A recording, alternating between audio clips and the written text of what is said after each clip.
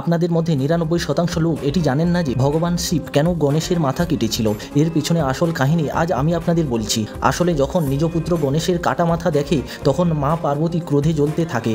মায়ের শরীর থেকে ৬৪টি যোগিনী যখন সবার সর্বনাশ করার জন্য আবির্ভূত হন তখন ভগবান শিব ক্ষমা চান। তখন পার্বতী বলে, আপনি এটি কি করেছেন? তখন ঋষি কাশ্যপ আবির্ভূত হন। তিনি বলেন, এটি মহাদেব করেনি, এটি আমার অভিশাপের কারণে হয়েছে।